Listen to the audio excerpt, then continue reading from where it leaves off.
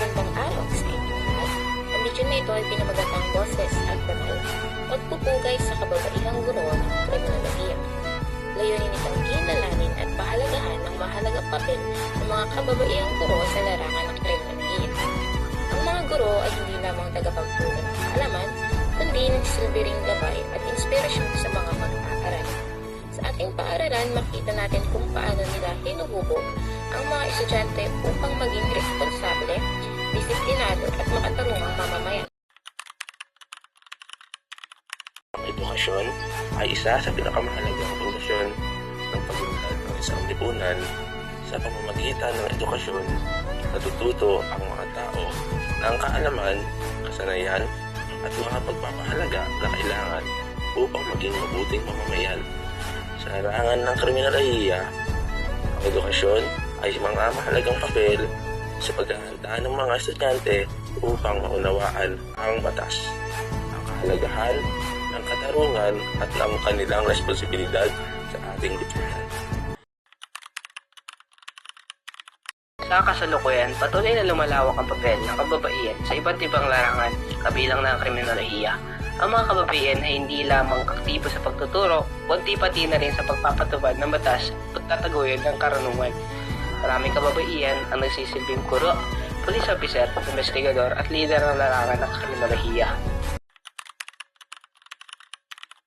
Ang karangalan ay tumutukoy sa paggalang sa dignidad at karapatan ng bawat tao. Ito ay isang mahalagang pagpapahalaga na dapat taglayin ng bawat mamamayan. Sa larangan ng kriminolohiya, ang karangalan ay pinapakita sa pamamagitan ng paggalang sa batas at sa kapwa. Ang katarungan ay isa sa pinakamahalagang prinsipyo sa isang maayos na lipunan. Ito ay nangangahulugan ng pagbibigay ng tama na rapat sa bawat isa nang walang kinikilingan. Sa pag-aaral ng kriminolohiya, mahalagang maunawaan ng mga estudyante ang kahalagahan ng katarungan. Ang pagkakapantay-pantay ay nangangahulugan ng pantay na karapatan at oportunidad para sa lahat, babae man o lalaki. Sa modernong lipunan, mahalagang tiyakin na ang bawat tao ay may pagkakataong may pakita ang kanilang kakayahan at talento. Ang paglilingkod ay ang paggamit ng ating kaalaman at kakayahan upang makatulong sa kapwa at sa lipunan. Ito ang isa sa mga pangunahing layunin ng mga guro at ng mga tagapagpatupad ng batas. Ang Magna Carta of Women o RA 9710 ay isang mahalagang batas sa Pilipinas na naglalayong protektahan ang karapatan ng kababaihan.